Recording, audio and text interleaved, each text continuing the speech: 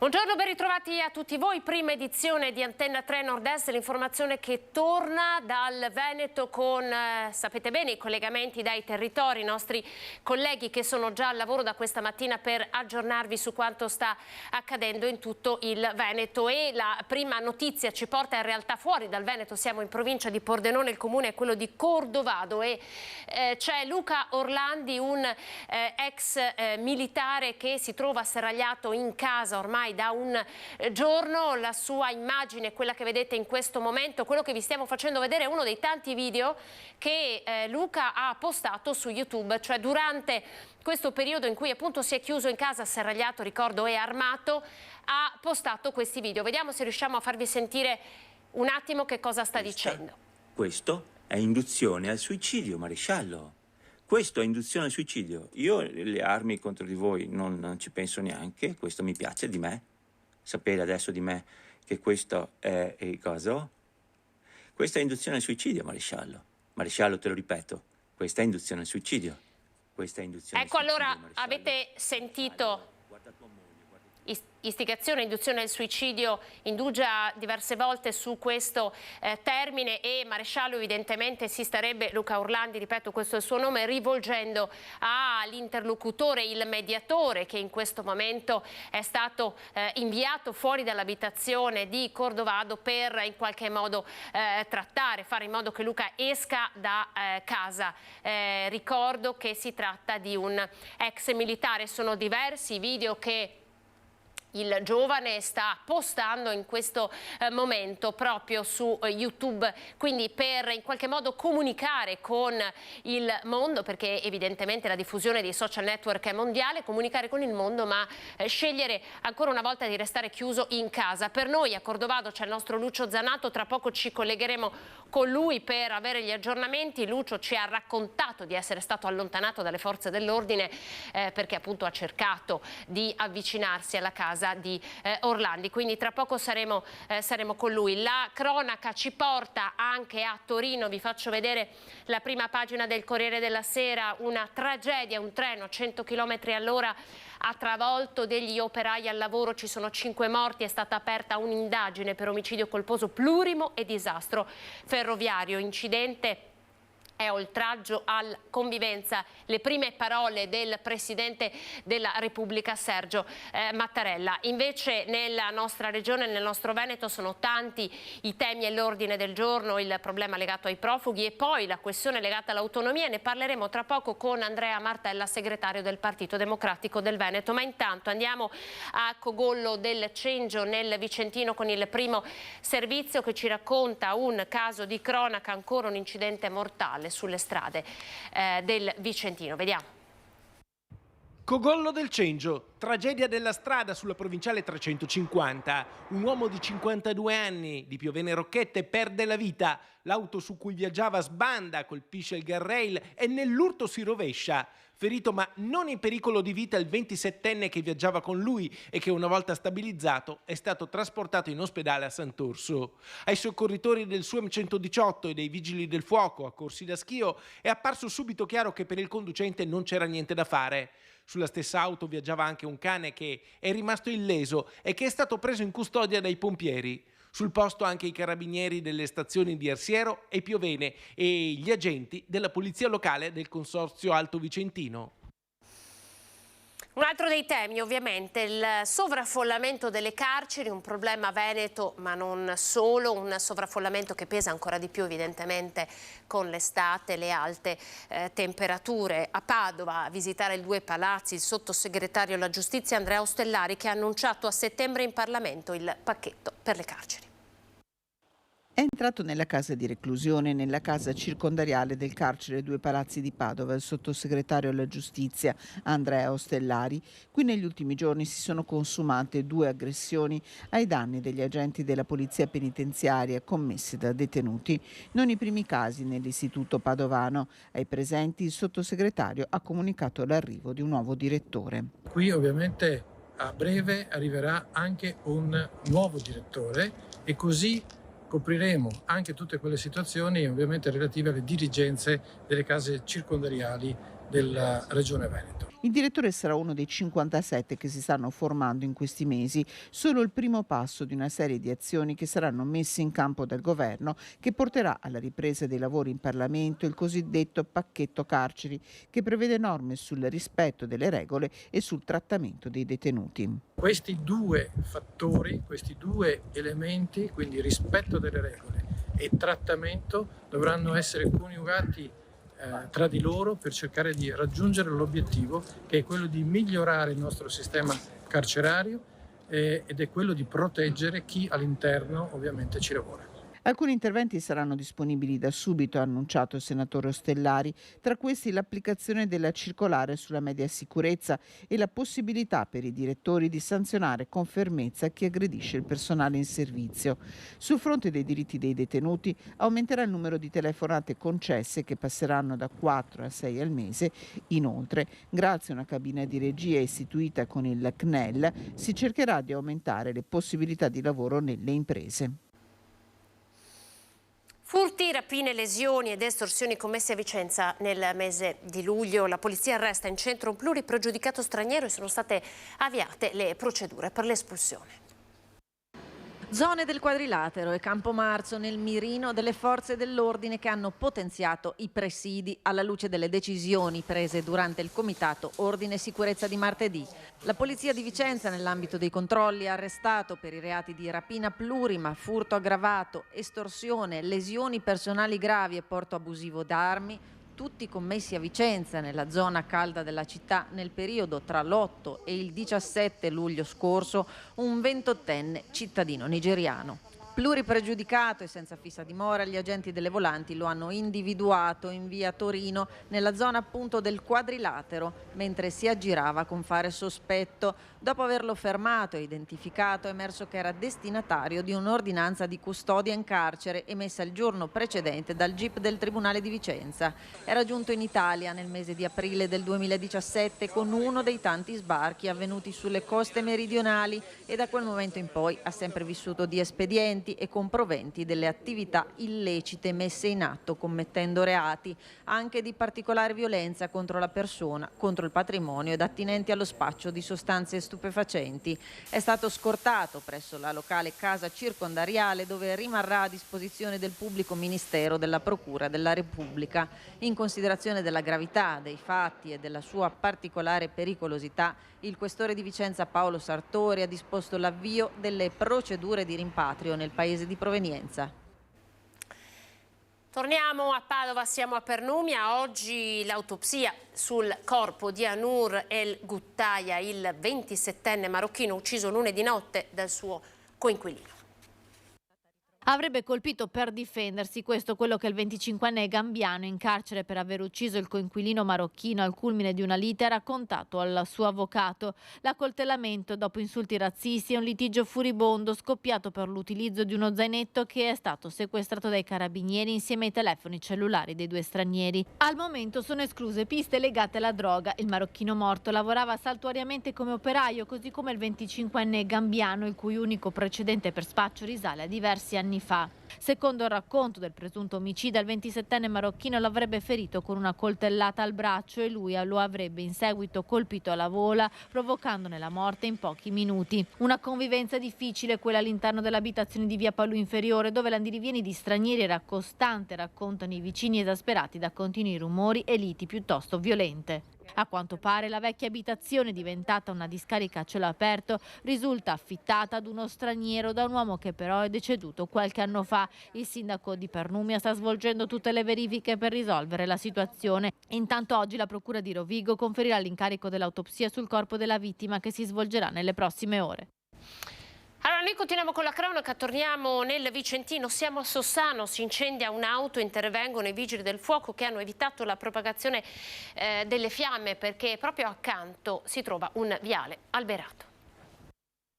Un'auto a fuoco ieri pomeriggio a Sossano, per cui è stato necessario l'intervento dei pompieri. Nessuna persona è rimasta ferita. I vigili del fuoco hanno spento le fiamme, impedendone la propagazione alle piante del viale alberato. Le cause sono al vaglio della squadra intervenuta. Le operazioni di completo spegnimento e bonifica sono terminate dopo un'ora. E mentre attendiamo di collegarci da Cordovado con il nostro Lucio Zanatto, il punto dei Vigili del Fuoco, pensate sono 30.000 gli interventi da inizio anno, 3.000 solo nel mese di luglio. Siamo nella provincia di Padova, la presentazione del nuovo comandante di Padova è stata l'occasione per fare un bilancio sull'attività dei Vigili del Fuoco del Veneto. 7.000 interventi per incendi, poco meno di un quarto dei 30.000 compiuti dai Vigili del Fuoco in Veneto da inizio 2023. Un lavoro profondamente cambiato, quello del pompiere, che sempre più si confronta con ripetute allerte meteo a partire dall'8 luglio 2015, quando un tornado investì la riviera del Brenta. Il 2023, un anno difficile. Sono state ben 8 le perturbazioni che sono passate nel mese di luglio, con danni in tutte le province, anche Rovigo per ultima, con notevoli problemi perché questi eventi sono accompagnati oltre che forti precipitazioni anche da vento che comporta, come avete saputo, lo scoperchiamento di tantissime strutture e quindi la necessità di fare lavori in quota. Il maltempo, ma anche la sicurezza, con un impegno costante in una regione altamente industrializzata e interessata dal passaggio del 15% delle merci pericolose che viaggiano in Italia. Sul fronte emergenze cresciuti gli interventi per incendi boschivi, come purtroppo le morti per incendi in abitazioni, un problema di carattere sociale, spiega il nuovo comandante provinciale di Padova, Giuseppe Lomoro.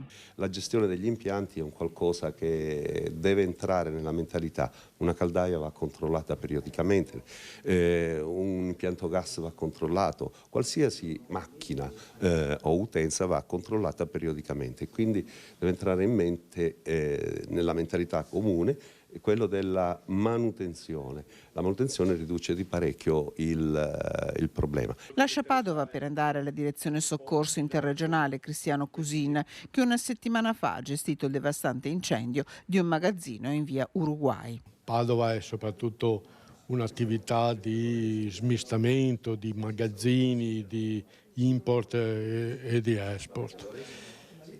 E c'è una grossa presenza di imprenditori esteri che vengono dalla Cina, che hanno questi grandi magazzini in cui l'irregolarità non solo di prevenzione incendi sono presenti. Ed è stato un intervento importante soprattutto per evitare che si propagasse le attività vicine. Restiamo a Padova, dove il sindaco Sergio Giordani è intervenuto sull'inchiesta della curva sud dello stadio Euganeo. Sentiamo che cosa ha detto. Dopo la chiusura delle indagini sulla curva sud dello stadio Euganeo, che vede indagate 7 persone e che ha fatto emergere anche un incidente sul lavoro tenuto nascosto dalle 2 ditte coinvolte, il sindaco di Padova si dice fiducioso della magistratura, ma non nasconde la preoccupazione per non essere ancora in grado di definire una data di ripresa dei lavori. Nonostante il dissequestro, il cantiere è ancora fermo, manca il documento dello stato lavori che il precedente esecutore deve rilasciare al comune per permettere di indire un nuovo bando di gara per assegnare i lavori, un documento che Giordani ha chiesto da tempo ma che la ditta Estil non ha ancora consegnato. Potrebbe collaborare e più lo sta collaborando. Il sindaco si dice amareggiato quando vede gli striscioni di protesta. L'amministrazione sta lavorando ma al momento tutto è fermo. I tempi non lo so francamente, non sa nessuno, non può dire dicembre, gennaio, marzo, aprile, settembre.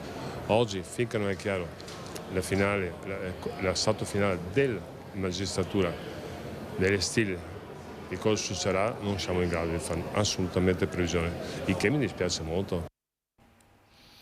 Allora, sul disastro ferroviario di Torino è intervenuto oggi alla Mostra del Cinema di Venezia anche il ministro dei trasporti e delle infrastrutture Matteo Salvini. Lo ha raccolto il nostro Lorenzo Maier, lo ascolteremo tra poco, come tra poco ci collegheremo con Cordovado con il nostro Lucio Zanatto. Intanto andiamo in pubblicità, a tra poco.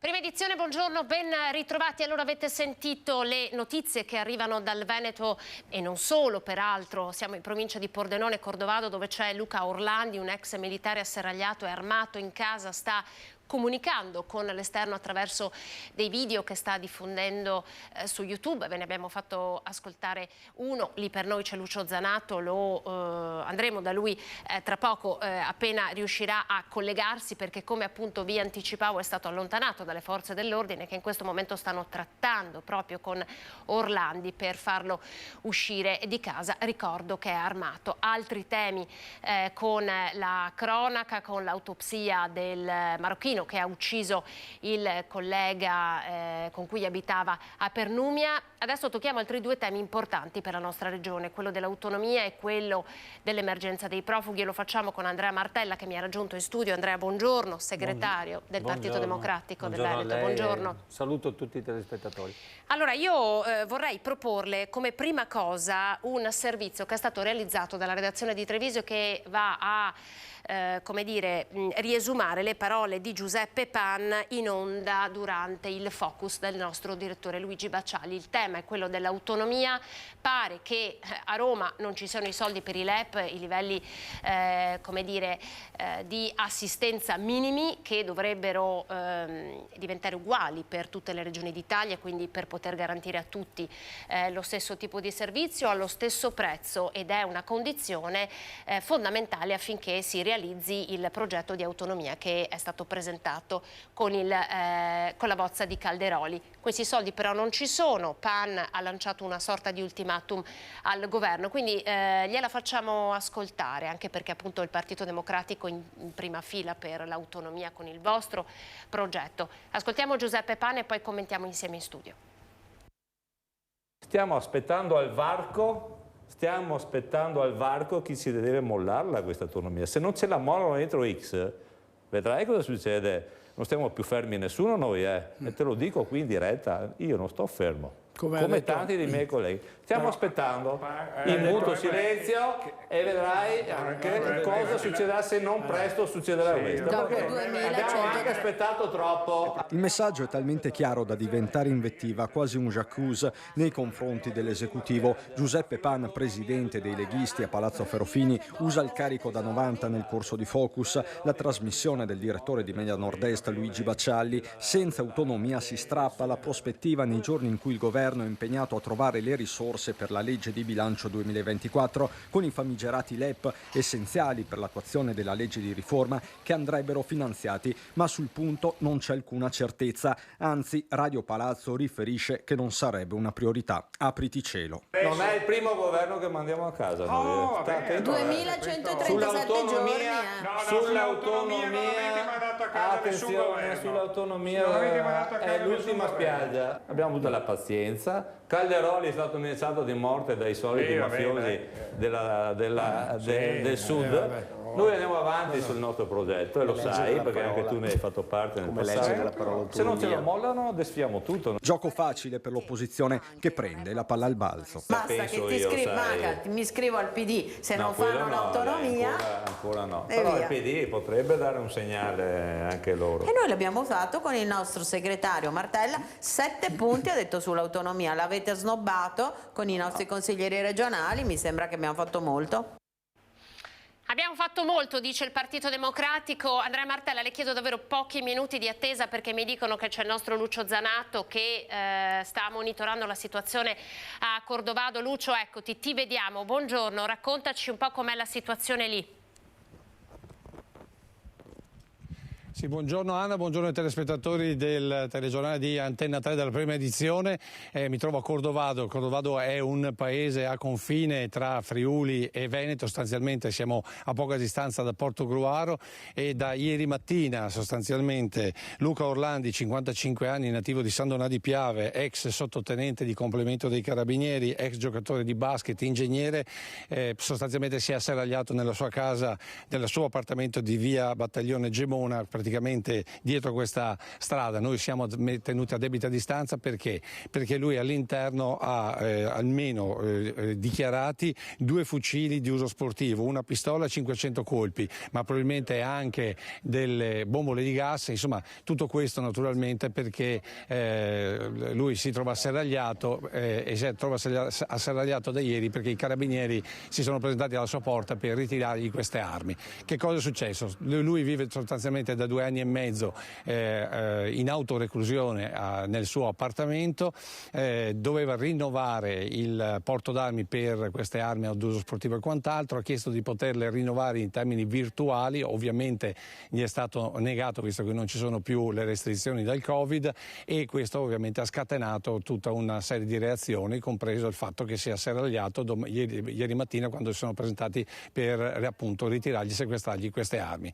Da ieri per tutta la giornata non si è fatto sentire, poi ha cominciato a utilizzare un nuovo diciamo canale di, fra virgolette, mediazione, ovvero dei suoi comunicati attraverso YouTube. Nel corso di tutto ieri pomeriggio c'è stata una sorta di mediazione da parte di un maresciallo dei carabinieri con il megafono, a cui lui poi ha risposto nel corso della serata. L'ultimo comunicato mi pare sia delle 7:20 di questa mattina, in cui continua a dire è istigazione al suicidio maresciallo, pensi alla sua famiglia, pensi a quello che sta succedendo, io sono sereno, e quindi si capisce chiaramente che la situazione è abbastanza complicata sia dal punto di vista psicologico sia soprattutto dal punto di vista di sicurezza. Va detto che Cordovado in questo momento è un paese in lockdown, i negozi sono chiusi, la corrente è staccata, non c'è nessuno nell'area se non poliziotti, se non carabinieri, scusate, il nucleo antisommossa, poi ovviamente vigili del fuoco, protezione civile,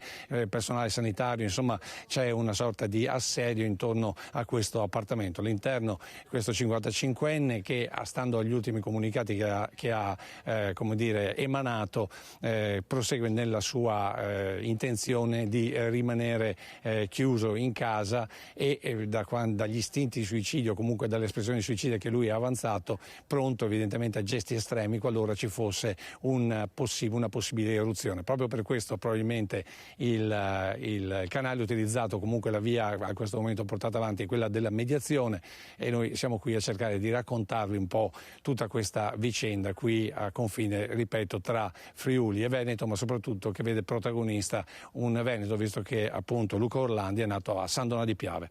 A te, Anna. Lucio Zanato dalle prime luci dell'alba lì a Cordovado per seguire la situazione. Noi torniamo qui, torniamo in studio con Andrea Martella, che ancora saluto e ringrazio per averci raggiunto. Intanto Martella, ecco, commentiamo un attimo quello che abbiamo appena sentito dal nostro Lucio Zanato. Ancora una situazione di difficoltà, ancora le forze dell'ordine costrette a trattare con persone che hanno ottenuto un porto d'armi e oggi presentano comunque insomma delle devianze, possiamo chiamarle così. È un fenomeno che dopo il Covid pare si sia acuito, ne stiamo vedendo diversi. Sì, naturalmente adesso è difficile generalizzare, però è vero, questo fenomeno che lei ha descritto è ben presente tra le conseguenze negative di un periodo così difficile come quello che abbiamo vissuto. Certo, questa situazione a Cordovado, che peraltro è un borgo bellissimo e che conosco, è davvero complicata e c'è da augurarsi che le forze dell'ordine, come stanno facendo, con sangue freddo, capacità e intelligenza, possano innanzitutto convincere questa persona a non compiere gesti estremi che avrebbero delle conseguenze davvero negative.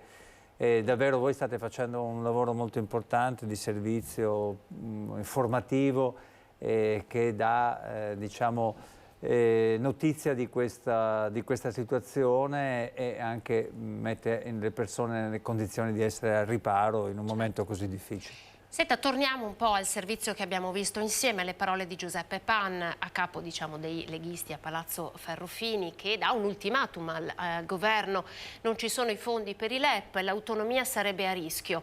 Il Partito Democratico in tema autonomia si è mosso, ma da molto tempo. Le parole di Tocchetto le ha sentite: siamo stati snobbati, ma è così?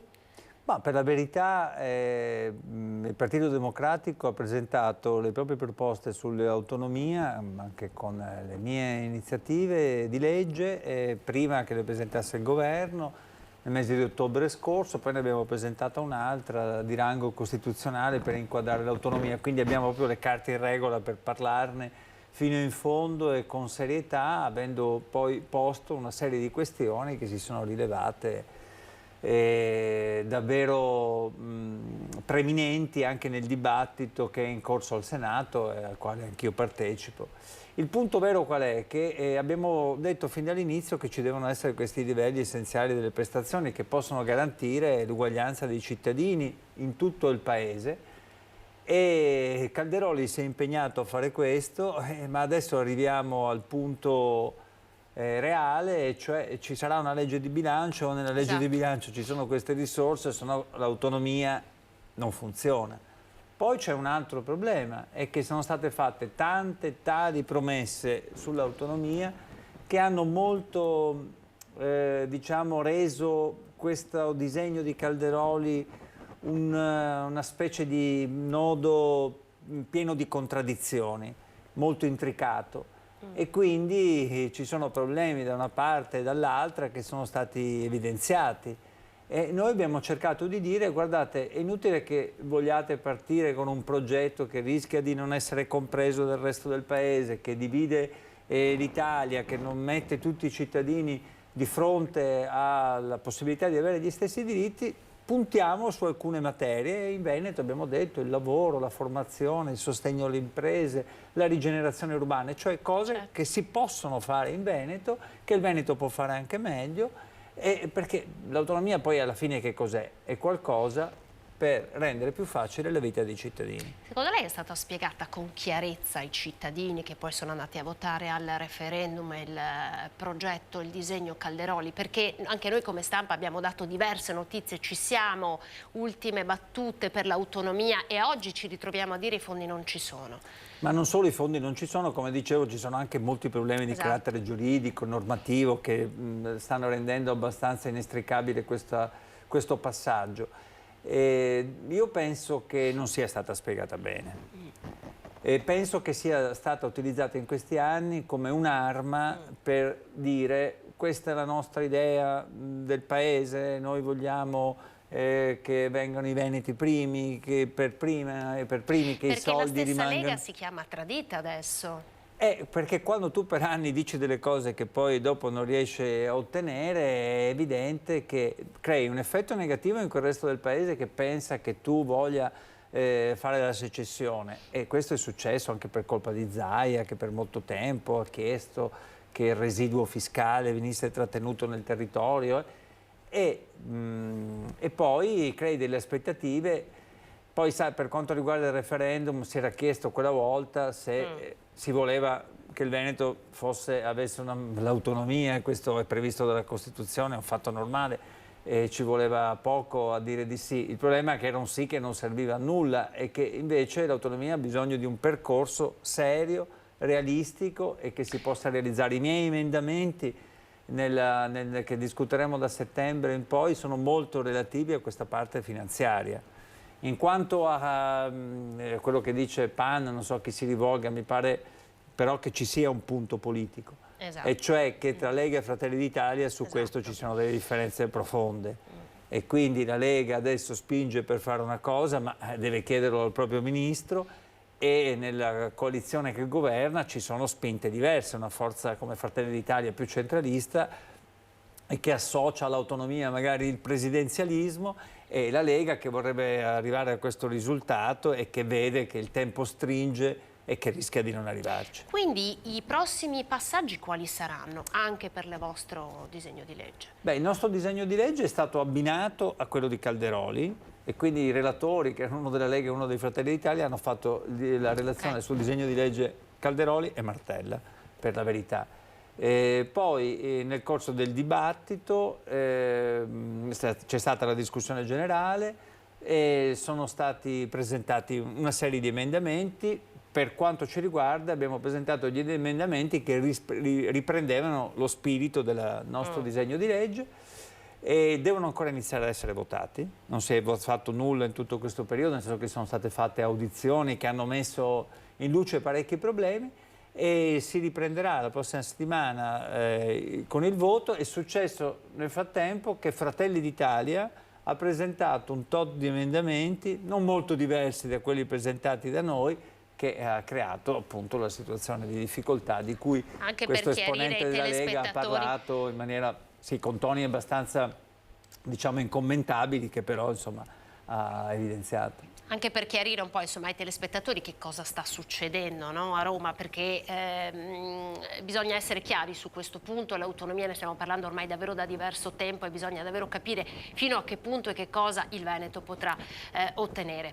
Un altro tema che è quello legato all'emergenza profughi, vi facciamo sentire le parole del presidente ANCI Veneto Mario Conte. L'emergenza profughi c'è, ne stanno arrivando e ci sono città come quella di Padova, guida centro-sinistra, che ne stanno accogliendo, ne hanno accolti circa 200, hanno trovato posto, hanno trovato strutture e si sono messi, come dire, in dialogo. Ci sono altri comuni che hanno fatto una scelta diversa e proveremo anche a capire questo atteggiamento dove ci porterà a fronte di un'emergenza. Vi facciamo sentire il passaggio di Mario Conte sui profughi e poi lo commentiamo.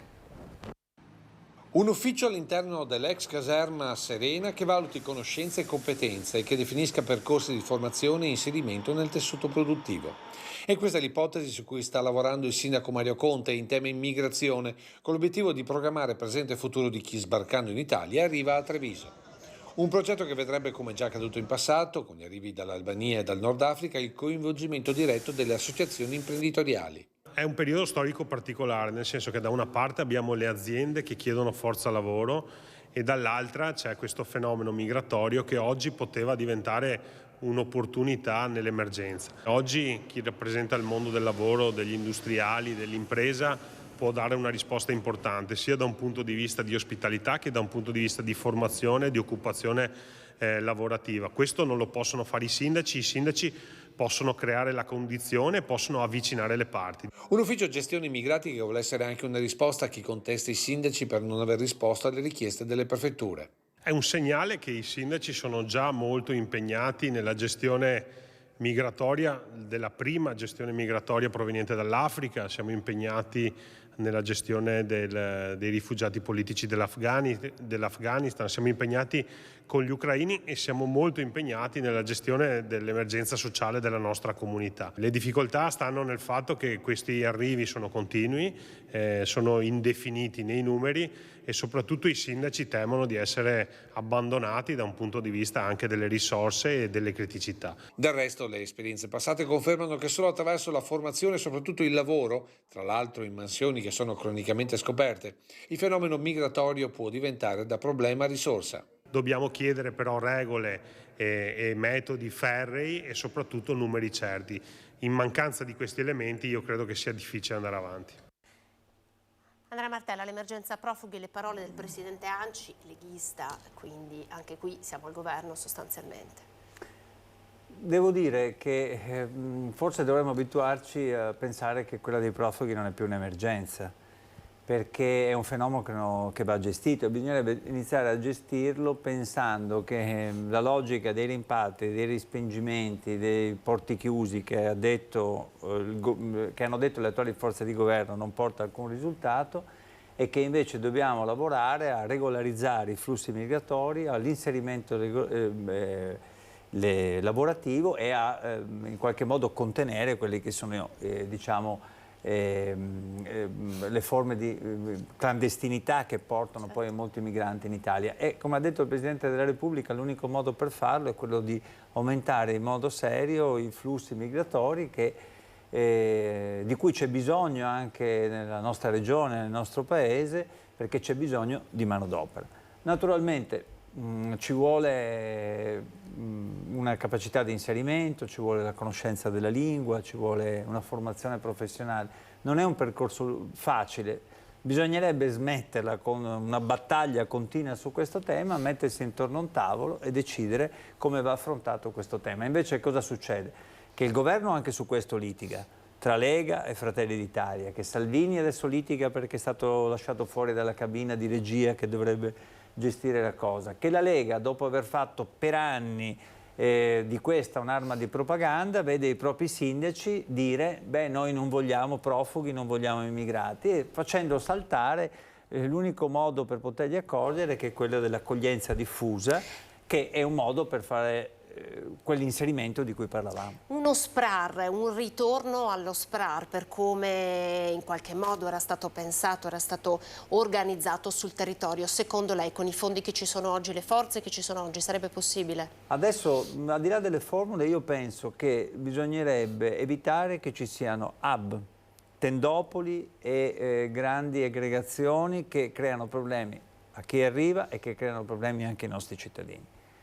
Bisognerebbe che ci fosse un'accoglienza diffusa nei territori con il coinvolgimento dei sindaci. Anche qui non si sa che fine abbia fatto quel protocollo che la regione l'ANCI aveva firmato. Esatto, è mai stato pubblicato di sì, fatto? è stato lei pubblicato, non è un documento non è stato pubblicato, l'ho visto, è un documento politico, si pone degli obiettivi, ma il punto qual è? Che se tu poi non discuti realmente con i sindaci quel tipo di protocollo e soprattutto, come diceva anche Conte adesso, se non dai le risorse finanziarie ai comuni per affrontare il tema, allora ti trovi in una situazione che diventa ingestibile. I sindaci ti dicono di no, il territorio non accoglie e gli sbarchi aumentano, perché quest'anno gli sbarchi adesso sono più di 100.000 e sono più del doppio di quanto lo fossero nel 2022. Secondo lei le prefetture stanno diventando un anello debole di questa catena? Vediamo di colloqui di sindaci con le prefetture, quasi colloqui singoli, per cui in alcuni comuni vengono inviati e i comuni che danno disposizione li accolgono, quelli che non hanno disposizione non li accolgono. Abbiamo visto il caso del Vicentino, prefettura che ha imposto, no?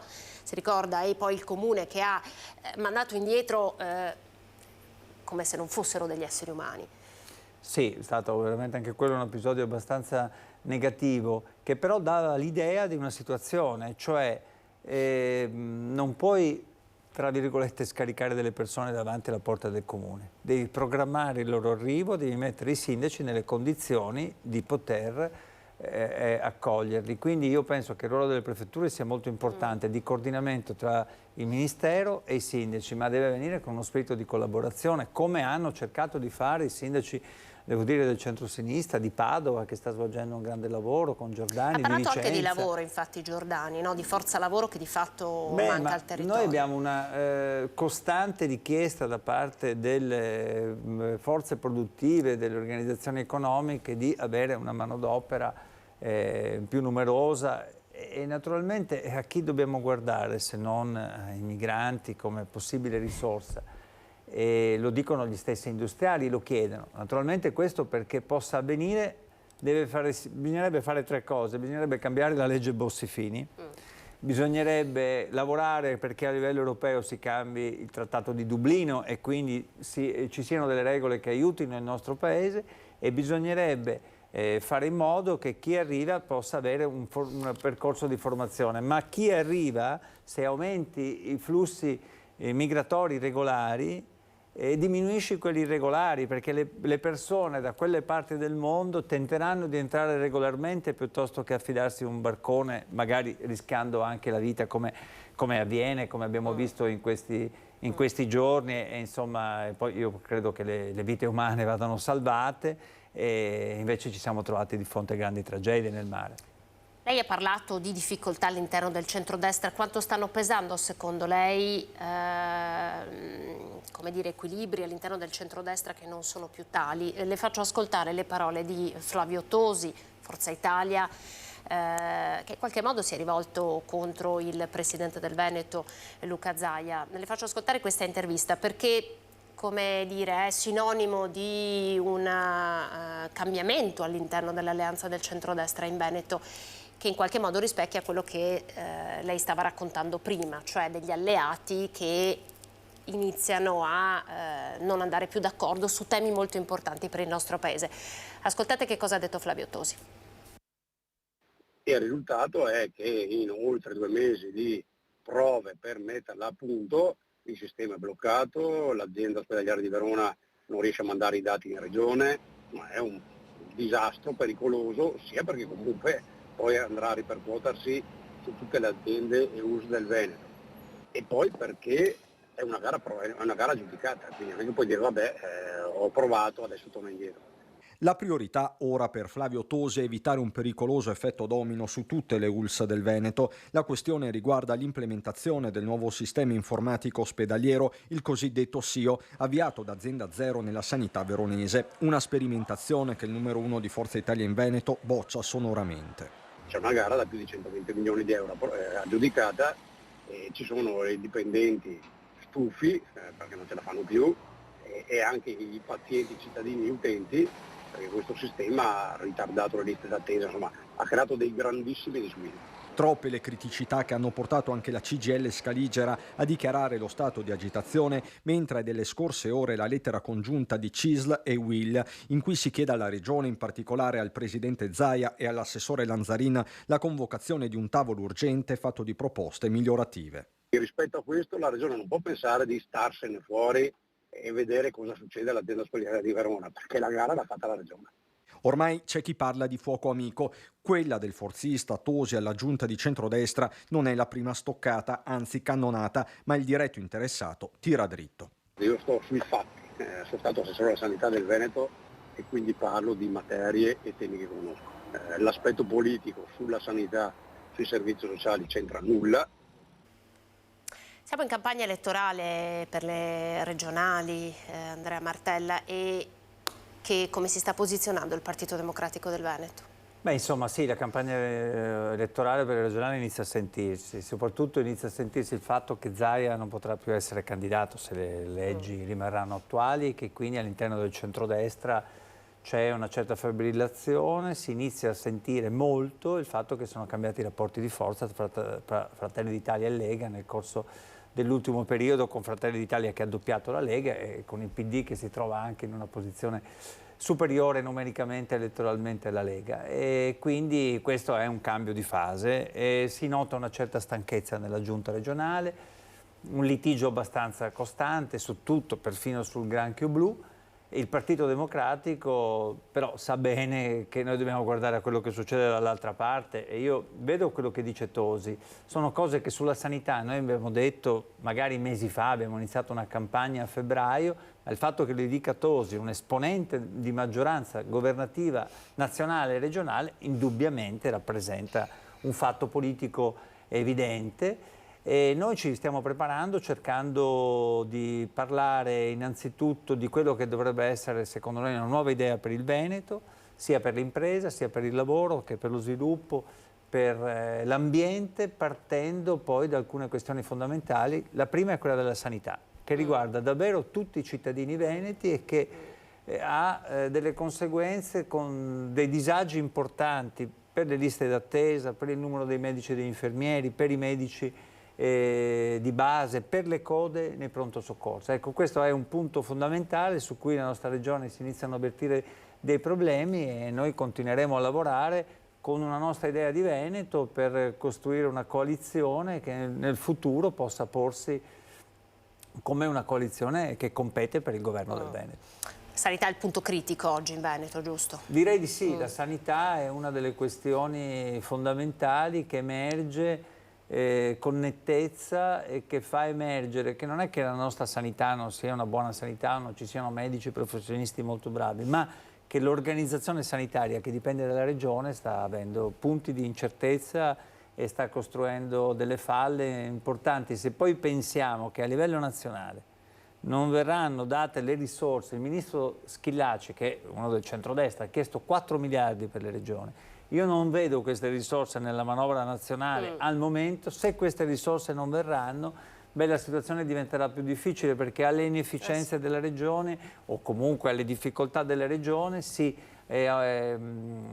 aggiungeranno delle risorse ancora inferiori e poi questo chi lo paga? Lo paga i cittadini, lo pagano le persone che devono decidere o di non farsi curare o di andare nel privato per essere curati. Grazie Andrea Martella, segretario del Partito Democratico del Veneto, grazie per essere stato con noi, un volo pindarico sui vari temi, quello della sanità lo sapete, stiamo battendo anche noi ormai da diverso tempo con l'exploit della sanità privata in numeri e cifre sul territorio e il grande tema delle liste d'attesa che purtroppo dopo il Covid ancora le aziende sanitarie della nostra regione non riescono a recuperare. Grazie segretario per essere stato con noi. Grazie. Arrivederci. Noi adesso ci spostiamo, andiamo sulle Alpi con il presidente del CAI di Cortina. Un altro tema è quello del maltempo. Avete visto come l'estate sembri essere già volata via con il maltempo che ha colpito nuovamente il nostro territorio, e in questo senso il nostro territorio martoriato le stanno pagando anche i sentieri che il CAI ha definito e mappato ormai da decenni. Buongiorno Luigi Alverà, grazie per averci raggiunto. Buongiorno a tutti i telespettatori. Che cosa sta succedendo? Ci conferma la notizia che sono diversi i sentieri del CAI che il maltempo in qualche modo ha modificato o interrotto? Sappiamo che i sentieri sono tante volte segnati all'interno di zone anche ghiaiose, zone sotto le pendici delle montagne, e le grandi piogge che ci sono state in questi giorni, ma che negli ultimi anni vediamo durante l'estate, piogge concentrate, creano dei piccoli smottamenti, delle erosioni, e quindi i sentieri vanno manutenuti. A chi spetta la manutenzione dei sentieri ad oggi? Chi la può finanziare? Perché ha un costo evidentemente. Ma in realtà la manutenzione viene eseguita dalle varie sezioni del CAI, che con i propri volontari fa gli interventi piani di pulizia, di ripristino, chiaramente su una rete che solo per il comune di Cortina e quindi per il CAI di Cortina è di oltre 400 chilometri. Quindi un lavoro periodico che necessita di grande disponibilità di manodopera, necessita anche di contributi.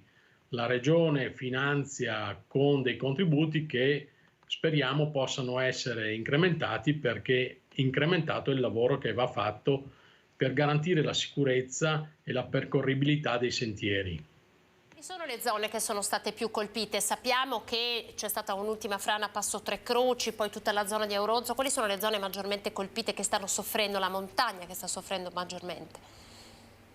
Ma quest'anno la zona del Faloria, del Sorapis, è la parte che ha subito più piogge importanti, e quindi è quella dove i sentieri vanno risistemati.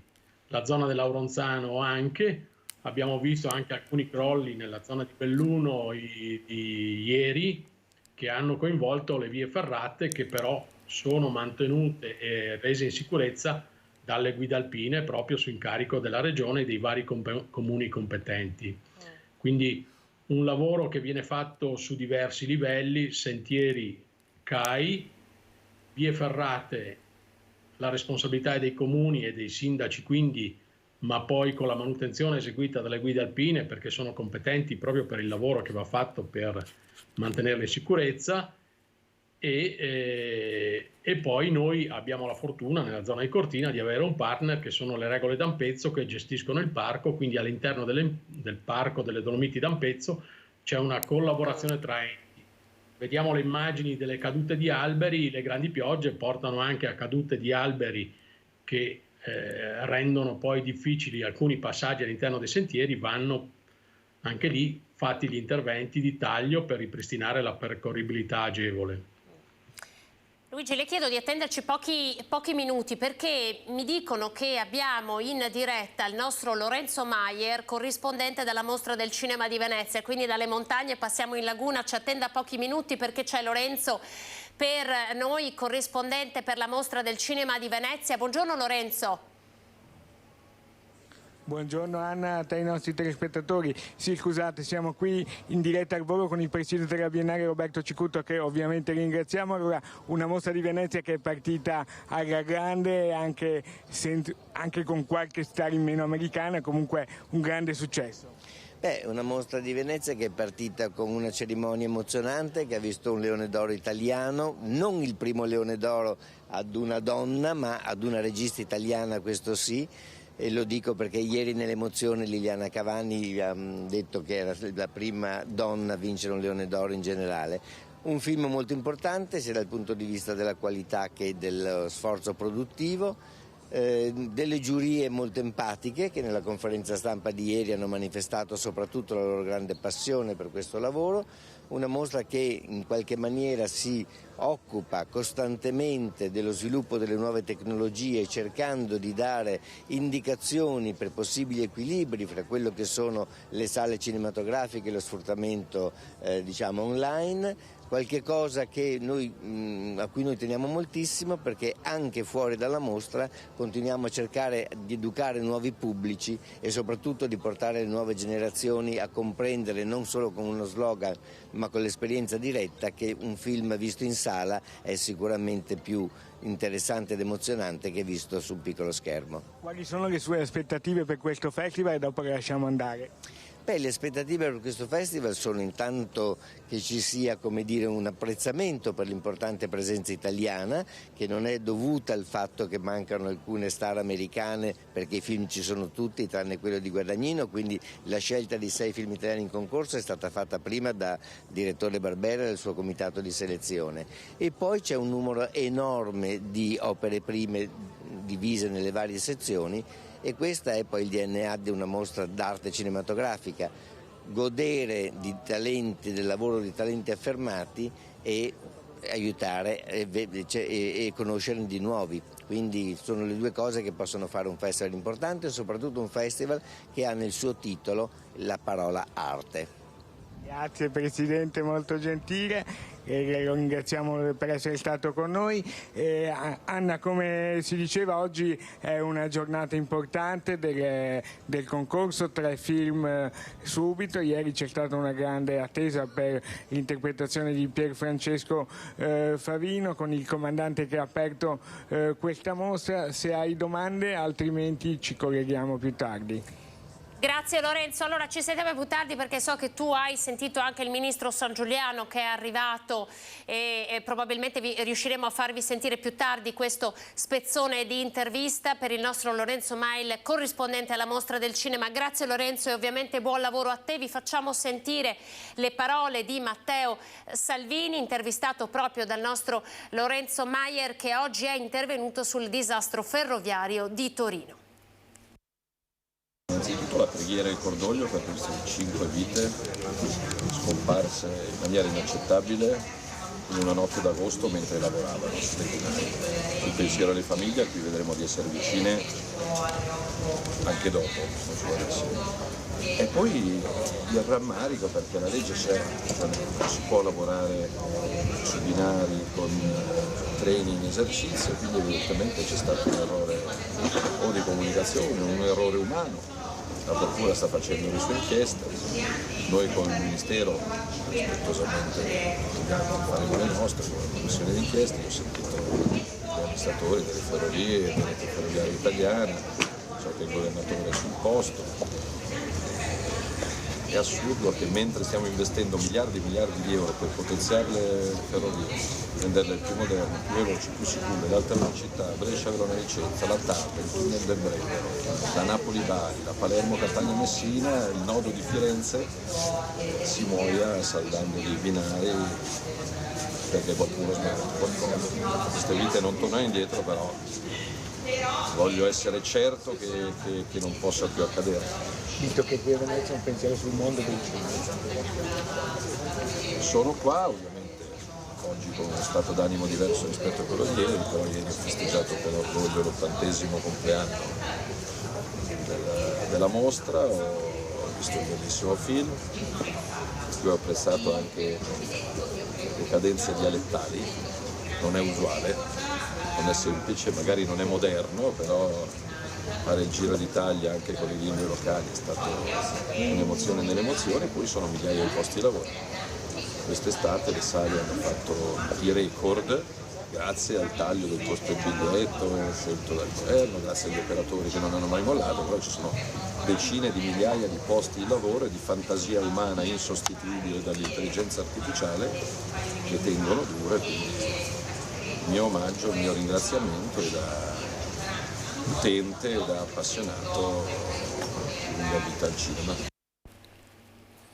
Così Matteo Salvini, lasciamo la laguna per tornare sulle Alpi con Luigi Alverà, presidente CAI di Cortina. Ci perdoni Luigi questo spazio, ma avevamo Cicuto proprio in diretta e volevamo dare spazio al nostro corrispondente Lorenzo Maier. Senta, dobbiamo abituarci all'idea che la nostra montagna, le nostre Alpi siano così fragili, e lo saranno sempre di più. Parliamo di frane evidentemente, ma insomma da Passo Tre Croci ve ne sono state diverse.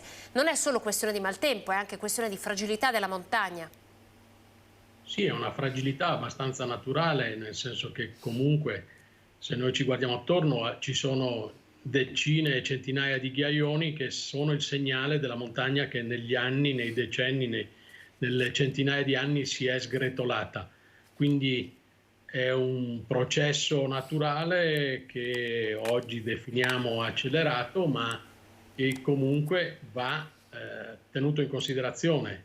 Va tenuto in considerazione e bisogna muoversi in quei territori con grande attenzione, preparati, informati, preparandosi su materiale che è sicuro, quindi carte che tracciano i sentieri con le indicazioni corrette e non solo su informazioni prese dai social, che sono molto soggettive, ma su documenti oggettivi. E qualche volta bisogna avere il coraggio di fermarsi e tornare indietro, perché quando si gira in montagna può aver piovuto e fatto il danno la notte prima, e se uno fa fatica e sa che fa fatica ad attraversare determinati percorsi che sono più esposti e magari un po' più difficili, bisogna avere il coraggio di non forzarsi ad andare avanti, ma di ritornare sui propri passi, su una strada sicura, su un sentiero sicuro, e evitare così di dover far intervenire il personale che poi deve andare a soccorrerli e che mette a repentaglio anche la propria vita. Senta, in questi giorni si sta monitorando il ghiacciaio, ad esempio, della Marmolada. Sappiamo che cosa attende quel ghiacciaio. Posso chiederle un suo parere, evidentemente del tutto personale, sui limiti che possono o non possono, che saranno o non saranno dati all'esplorazione della Marmolada dopo quello che è accaduto? Ma credo che non ci siano limiti da dare, come in passato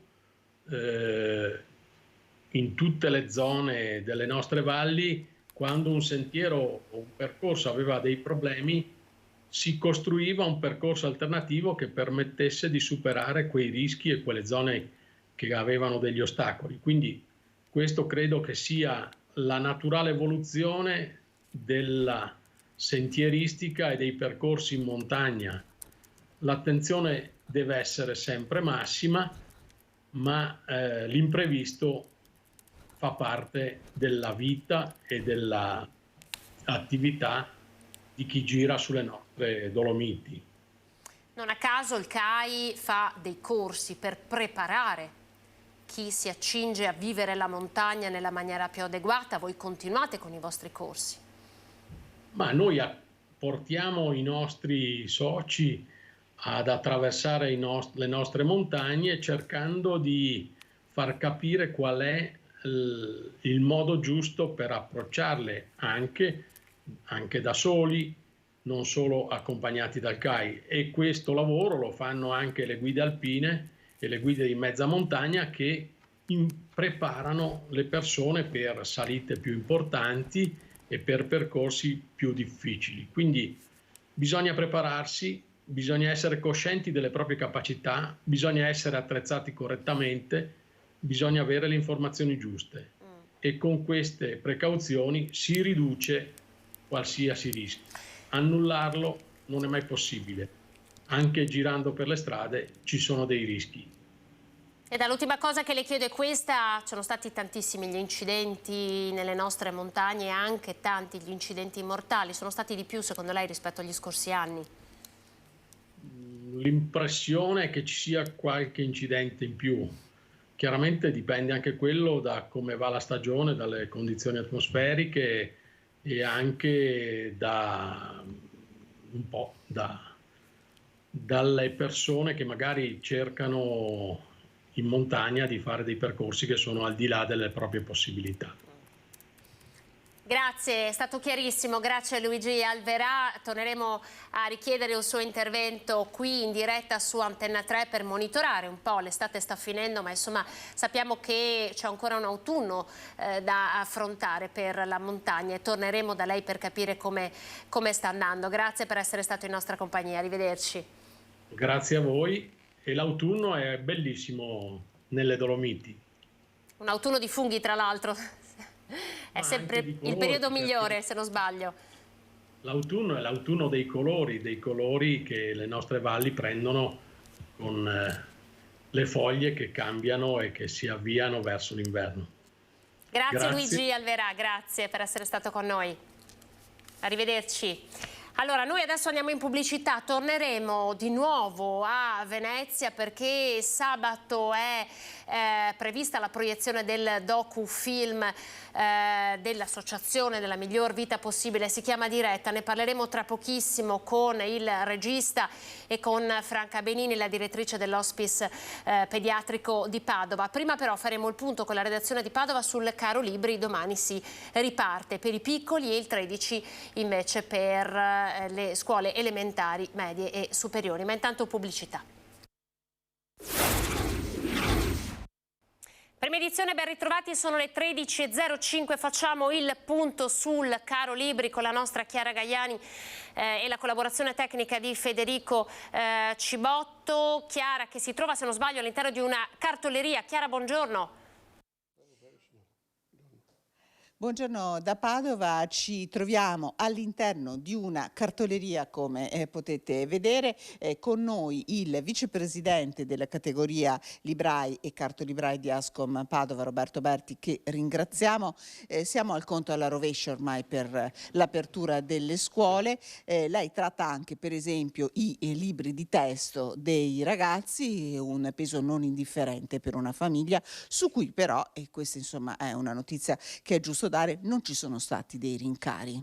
No, allora, non ci sono stati tutti questi rincari, ci sono stati sì dei rincari, però è da ricordare che sui libri c'è un tetto di spesa massimo imposto dal Ministero ed è il Ministero che poi di anno in anno controlla e decide di quanto deve essere l'aumento.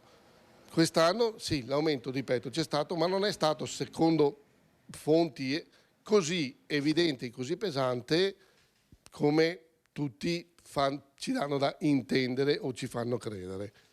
Abbiamo sfogliato con il signor Berti alcuni di questi delle liste che presentano i suoi clienti, si parla di 110, 115, 120 euro per un ragazzo che frequenta un anno successivo al primo della scuola media e si viaggia insomma intorno ai 300 magari per una prima superiore, forse alcune scuole addirittura di più. Queste sono le cifre che pagano le famiglie. Sì, esatto. Allora diciamo che la spesa grossa è, come al solito, è il primo anno. Il primo anno poi si hanno i libri a testo unico che si tengono per gli anni successivi e perciò la spesa della seconda / terza media è una spesa un po' più contenuta, 110, 120, 130, mentre sulle superiori, prima superiore, a seconda dell'indirizzo che uno sceglie e dei testi adottati, andiamo dai 300, 320 fino ai 5, 5,40, sì è vero, ma la spesa grossa la si fa solo il primo anno. Poi gli anni successivi sono abbastanza abbordabili perché si va dai 2, 2,20 ai 300 sempre a seconda dell'indirizzo. Ecco, prezzi su cui in realtà il commerciante come lei può farci ben poco. Noi abbiamo visto che tipi di sconti applicano anche a lei. Non si arriva al 15% che si trova in alcuni, per esempio nella grande distribuzione. No, infatti, quella è una cosa che mi chiedo sempre anch'io. Noi al massimo andiamo da un 11 a un 15%, fatta una media si ha un 12, un 13%. Noi effettivamente poi facciamo uno sconto dell'8%, perciò alla fine i margini si vede bene dove stanno e dove sono. I prezzi poi sono, come ho detto prima, decisi dalle case editrici insieme e d'accordo con il Ministero dell'Istruzione, perciò da lì non ci si può fare niente. Però per aiutare le famiglie, appunto per questo discorso dei rincari eccetera eccetera eccetera, noi abbiamo deciso per il periodo scolastico di effettuare poi sulla cancelleria scolastica, su tutto il corredo, il 25% di sconto incondizionato. Qui invece magari andiamo proprio a vederlo dove ci sono stati gli aumenti più consistenti. Allora ci diceva sui quadernoni non tanto, perché i blocchi insomma ci sono, giusto? Sì, allora i quadernoni non tanto, ci sono stati 20 centesimi sul pacco da 10 che, se andiamo a vedere bene, su 10 quadernoni 20 centesimi sono 2 centesimi a quadernone alla fine. Il rincaro c'è stato su tutto quello che è il materiale a base cartaceo, a base di cellulosa.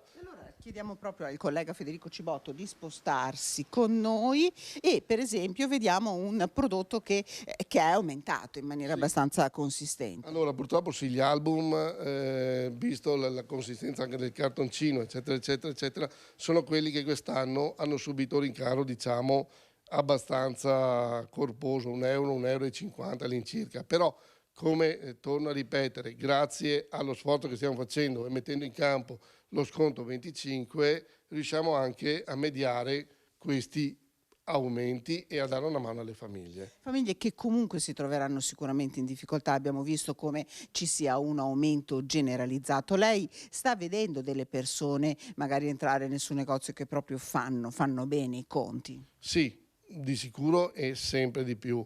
Il bambino magari chiede e il genitore si rifiuta di comprare, oppure gli dice lo prenderemo più avanti, oppure stiamo a vedere, oppure gli fa vedere qualcosa di un po' più economico che può fare diciamo lo stesso scopo. I bambini cosa dicono? I bambini si adattano, anche se a malincuore, perché i bambini sappiamo come sono fatti, si adattano e accettano il compromesso. Ecco, allora abbiamo visto come comunque la riapertura dell'anno scolastico sicuramente peserà sulle tasche di famiglie che sono già provate da una generale serie di aumenti. Noi ringraziamo davvero Roberto Berti per averci dato questo quadro generale della situazione, ringrazio anche per la collaborazione tecnica il collega Federico Cibotto e da Padova restituisco la linea allo studio.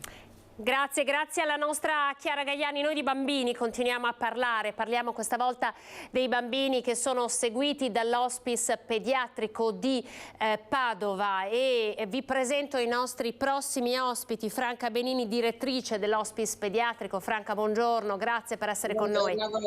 Grazie Franca. E poi Paolo Borraccetti, regista del cortometraggio Diretta. Buongiorno Paolo, grazie a te. Buongiorno.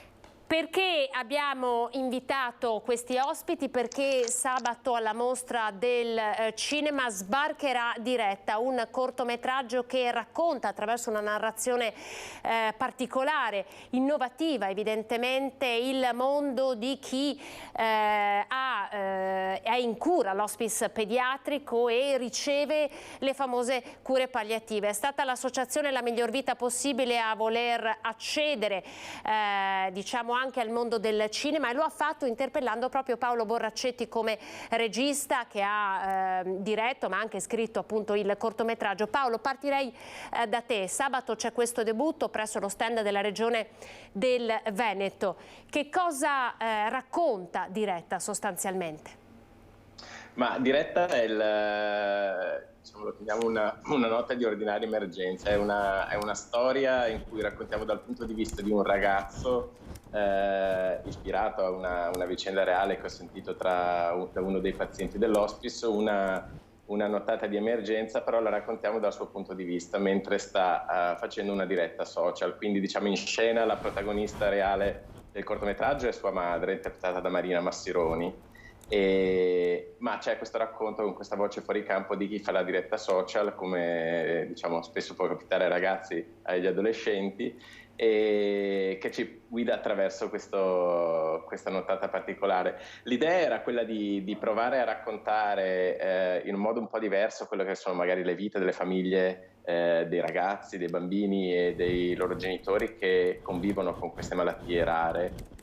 Oppure insomma in generale con patologie non guaribili, ma provare a farlo in un modo diverso, diciamo sottolineando anche un po' il carattere, la tenacia, diciamo il modo di non rassegnarsi a una condizione, ma di imparare a vivere, come dice la stessa associazione, la miglior vita possibile. Devo dire che in questo il confronto con la dottoressa Benini è stato fondamentale, perché mi ha permesso di di conoscere, di entrare in un mondo che io personalmente conoscevo a malapena, e ha avuto una enorme pazienza con me nel parlare, nel raccontarmi, nel farmi incontrare anche delle persone e nel rispondere a tutte le telefonate che le facevo quando avevo dei dubbi, quando scrivevo, quando dovevo realizzare. Quindi è stata un'esperienza molto interessante. Siamo contenti di questa presentazione di sabato, perché è un'opportunità per uscire, diciamo, dagli ambiti consueti dell'associazione. Dottoressa Benini, che tra l'altro è stata nominata Cavaliere della Repubblica e che aveva dichiarato: sono convinta che bisogna assolutamente, questo lo leggo testuali parole delle dichiarazioni della dottoressa Benini quando ha ricevuto questa onorificenza. Lei, dottoressa, ha detto: sono convinta che bisogna assolutamente riempire un buco, un vuoto di tipo assistenziale. Che cosa intendeva dire? Perché in qualche modo Diretta contribuisce a riempire questo buco. Certo, sono bambini che alle volte vengono nascosti, perché sono bambini anche un po' faticosi, ma soprattutto sono bambini nuovi che fino a qualche anno fa, 10-15 anni fa, non esistevano, perché le storie di malattia si chiudevano molto prima. Quindi l'insieme di tutti questi meccanismi, la novità, la difficoltà di approcciarsi all'inguaribilità, la paura di quello che può succedere, ha creato una situazione di difficoltà di approccio. Questo però devo dire che sta cambiando e sta cambiando molto, ma abbiamo bisogno di aiuto, abbiamo bisogno che se ne parli, e questa occasione è un'opportunità enorme, certo, perché è un setting, un contesto del tutto particolare, ma penso sia veramente la prima volta che le cure palliative pediatriche varcano la soglia della mostra del cinema. È un glossario, è un nome molto difficile da sopportare, quella di cura palliativa pediatrica. Riuscire a portarla lì, secondo me, sarà un aiuto importantissimo per chiudere e bloccare questo vuoto, quello di non riuscire a parlarne, quello di cercare di evitare il problema. Allora noi vi facciamo vedere il trailer, sono circa 30 secondi, così vi diamo l'idea di come è strutturato questo corto e poi lo commentiamo con il regista Paolo Borraccetti. Guardate il trailer.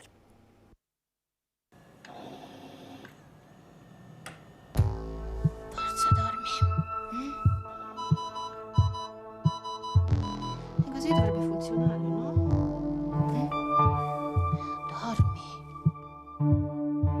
Allora chiamo l'ambulanza?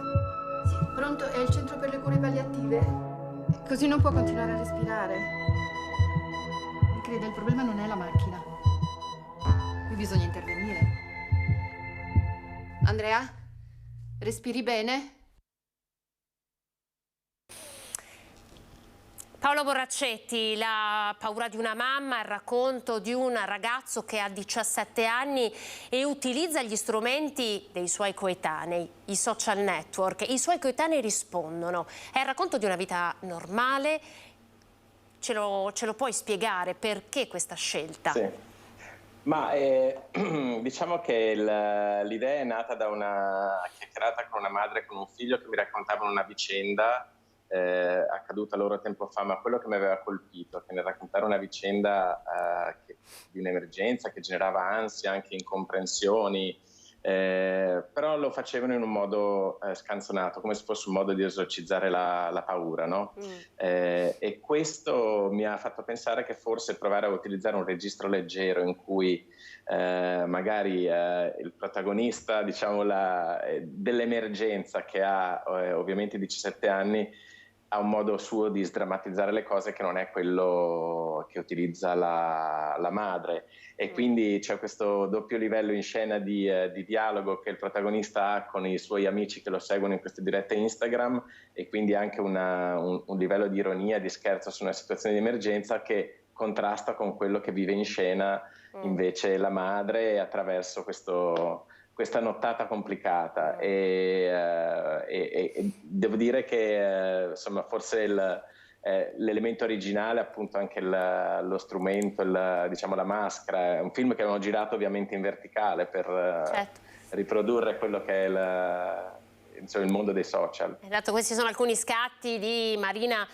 Massironi. Noi non vogliamo svelare assolutamente nulla, ma quello che a me ha colpito personalmente, Paolo, e rimango su di te, è che oltre a raccontare questa storia, no, di questo ragazzo con la madre, il tema sono anche gli altri, cioè il ruolo degli altri nella vita di questo ragazzo, perché attraverso questa diretta Instagram noi leggiamo e vediamo i commenti di tante persone che in qualche modo stanno accanto a questo ragazzo, ed è una dimensione nuova. Gli altri non ci sono mai, spesso, no? Un po' come dice Franca, quando si parla delle situazioni di emergenza, di difficoltà, questi bambini non vengono visti, non si vogliono vedere a volte. Guarda, io stesso confesso per esperienza che prima di dialogare con l'associazione, con il professor Zaccaria e il dottor Bellon, che quando mi hanno coinvolto in questo progetto, ne sapevo molto poco e quindi anch'io immaginavo, come dire, dei mondi separati. Invece questi ragazzi vanno a scuola, hanno una loro vita sociale, fanno sport, hanno mille desideri, anche possono essere più o meno difficili caratterialmente come qualsiasi altro ragazzo, e quindi è bello che questa cosa, che comunque nel film che comunque ci sia un mondo che è quello in generale dei ragazzi, che però dialoga con i protagonisti in un modo magari diverso da quello che noi adulti pensiamo, e almeno questa era l'intenzione. Poi io, diciamo, come chiunque fa il mio mestiere, mi avvicino in punta dei piedi da non esperto e cerco di capire un elemento per provare a raccontare una storia, insomma, ma questa mi sembrava la parte più significativa da far passare con la storia del film. Franca Benini, si sarebbe mai immaginata che poi sarebbe venuto fuori un lavoro di questo tipo, così particolare, con una narrazione così particolare che in certi momenti sembra quasi una commedia? L'avrebbe mai immaginato che raccontare le cure palliative avrebbe potuto essere anche questo? Ma direi che conoscendo Paolo sì, ma soprattutto conoscendo il mondo delle cure palliative, perché noi proiettiamo su questo mondo, come appunto diceva Paolo, qualcosa di negativo, un'area dove non si vive, non si cresce, non si sogna, non si mangia, non si fa nulla, si resta bloccati nella situazione della non guarigione. Invece è un posto dove si ride, si cresce, si piange, ma si lavora per la normalità, ed esiste una normalità fatta di relazioni, fatta di sogni, fatta di obiettivi da raggiungere e da obiettivi raggiunti. Per cui è proprio mettere a livello i due mondi, quello che c'è fuori e quello che c'è dentro, senza dare giudizi altrui di quello che sia il modo giusto per vivere una vita e una storia. Senta, a questo proposito l'Associazione Miglior Vita Possibile da anni lavora per la creazione di un centro per le cure palliative. A che punto siamo? Beh, direi che stiamo andando avanti. Quello è un obiettivo enorme che si sta raggiungendo con tutte le evoluzioni e con tutte le gestioni normali che questi progetti così enormi richiedono.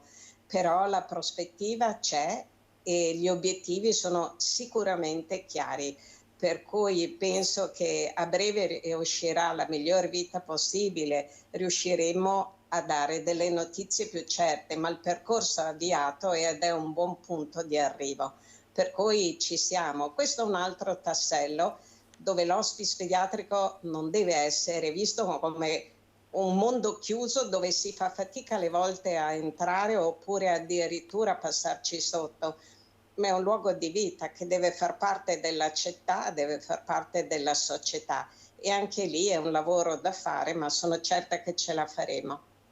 Grazie Franca Benini per essere stata con noi. Paolo, in ultima battuta, Marina Massironi, Mirko Artuso, gli attori, un bel cast. Allora la proiezione sabato 12:45.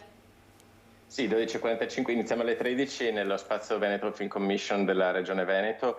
Ci tengo a dire solo un'ultima cosa, sì, che la maggior parte delle persone a partire dagli attori hanno partecipato gratis a questo film, perché hanno sposato l'idea del progetto. Secondo me è stato un bellissimo gesto, anche molti della troupe, e questo è una cosa che mi ha fatto molto piacere, insomma, che credo sia giusto sottolineare. Assolutamente, hai fatto bene a sottolinearlo. Grazie per il vostro lavoro. Diretta sbarcherà alla Mostra del Cinema di Venezia sabato. Un abbraccio a Paolo Borraccetti e a Franca Benini. Grazie per essere stati con noi in questa diretta. Arrivederci. Allora noi adesso, prima di chiudere, riusciamo a collegarci con la nostra Edi Kaliman. Siamo a Cimadolmo perché torna ovviamente la sagra di Cimadolmo, ma questa volta tra i piatti, pensate, si potrà assaggiare anche il granchio blu. E questa è davvero una grande novità. Edi, buongiorno. Buongiorno ai telespettatori, siamo a Cimadolmo, come vedete in un polivalente, in uno stabile ora a vuoto, dove verrà invece riempito da questa sagra paesana, una festa che è una festa del pesce delle acque nostrane. Siamo in compagnia del presidente della Proloco, Graziano Dell'Acqua. Graziano, ci racconti questa iniziativa? Sì, buongiorno a tutti i telespettatori. Niente, la Proloco organizza già da 36 anni questa festa del pesce delle nostre acque, proprio per valorizzare il pescato di acqua dolce. Durante tutte le sere si trovano l'anguilla, i gamberi di acqua dolce e chiaramente anche la trota. Quest'anno come pesce o come prodotto delle acque dolci abbiamo pensato di mettere questa novità che è il granchio blu, da far sì che insomma non sia solo un predatore ma riesca anche a allattare i nostri piatti. Esatto, infatti la novità di quest'anno è proprio questa, sembra quasi una moda che però non è, sappiamo quanto il granchio blu stia incidendo sulla pesca e sui prodotti dei nostri mari e delle nostre acque. Dunque noi adesso vi porteremo in cucina, raggiungeremo Luca, il nostro cuoco, che durante questo evento, questa sagra che inizierà attorno a metà settembre, andiamo a conoscere alcuni modi di cucinare questo granchio a partire dalla sua polpa. Dunque raggiungiamo quindi Luca, che è già all'opera in cucina. Dunque eccoci, Graziano, se vuoi seguirmi intanto. Sì, ecco, volevamo anche far capire alla gente che questo granchio blu appunto non deve solo essere un predatore, ma deve essere anche un momento di festa in cucina, e con questo modo vogliamo che sia anche una cucina aperta a tutti, non solo la grande ristorazione. Perfetto, dunque eccoci. Luca, raccontaci cosa stai cucinando. Allora, durante questa manifestazione proporremo il granchio blu fatto con aglio, rosmarino e pomodoro, tipo una zuppetta di granchio, e faremo dei tagliolini con la polpa di granchio blu, che è questa qua praticamente, che praticamente sarebbe le chele, non mi viene la parola, smontate praticamente, in modo che uno può mangiare di tutto. Questa è la nostra proposta per questa festa del pesce che faremo fra 15 giorni. E qual è la particolarità di questa tipologia di granchio? Ma guarda, al gusto è tra un gran sopporro e un astice, ha la dolcezza dell'astice e la consistenza del gran sopporro. Naturalmente non abbiamo i pezzettini perché essendo piccolo si tende a frantumare tutto praticamente, per cui questa è un po' la caratteristica del coso. Un po' di ricette. Ma che usualmente si fa o si spolpa così, si fa aglio, rosmarino e un po' di fondo di pesce, prezzemolo, e si fa la pasta o gnocchetti, o questo può essere, o altrimenti va fatto tipo gran soporro proprio con aglio, rosmarino, olio, e va fatto cuocere nelle teglie di terracotta. Ringraziamo Luca. Io chiedo a Graziano, dunque noi adesso troviamo questo granchio ad un prezzo veramente economico nei nostri mercati, come ci dicevi tu è una tipologia di pesce che da pregiato è diventato ad uso comune. Quanto è importante portarlo anche ai palati delle persone come pesce da tutti i giorni, da tavola? Sì, appunto una delle attività della Proloco è proprio valorizzare il territorio e tutti i suoi prodotti. Noi stiamo valorizzando il pescato di acqua dolce e quindi il granchio blu rientra in pieno in questa tipologia. L'importante è di portare un po', come avevo detto prima, tutti questi prodotti anche alla portata di tutti quanti, insomma, di tutte le persone, senza dover per forza andare al ristorante e far sì che questo qua, che diventa un po' la disgrazia di tutti i pescatori per i danni, diventa un po' una dolcezza per il palato.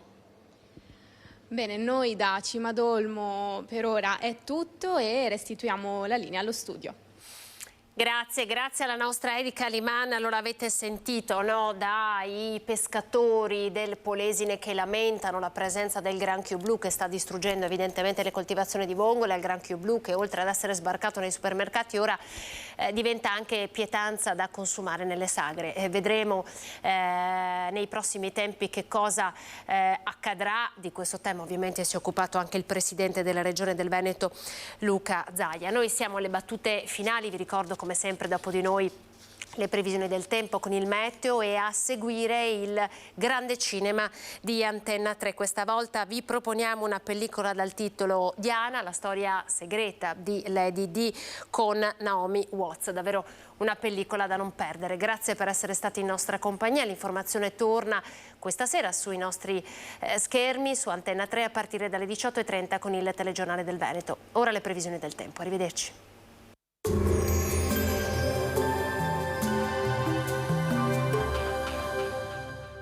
Vuoi usufruire delle detrazioni fiscali? Chiama lo 0422 320605. Exi, professionisti del risparmio energetico dal 2006. Bentrovati al meteo. Dopo il forte maltempo che ha segnato il nostro territorio, il mese di agosto si conclude con la pressione atmosferica che aumenta e dunque porta un tempo più buono. Vediamo insieme il dettaglio. Sul Veneto la grafica di giovedì ci mostra un ampio soleggiamento, solo con qualche nube. Nel pomeriggio saranno poi possibili dei piovaschi sui settori montani e pedemontani. Temperature in ripresa, minime sugli 11-15 gradi, massime comprese tra 22 e 26 gradi all'incirca. Ci spostiamo ora sul Friuli Venezia e Giulia. Anche in questo caso al mattino cielo poco nuvoloso, a seguire non è esclusa una maggiore variabilità, anche in questo caso localizzata sui rilievi.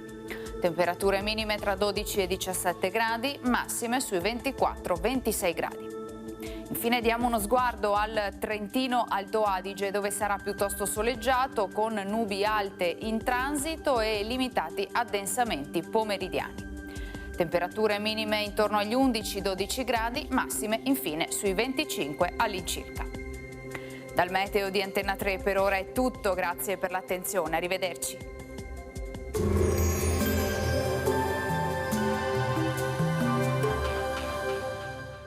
Vuoi usufruire delle detrazioni fiscali? Chiama lo 0422 320605. Exi, professionisti del risparmio energetico dal 2006.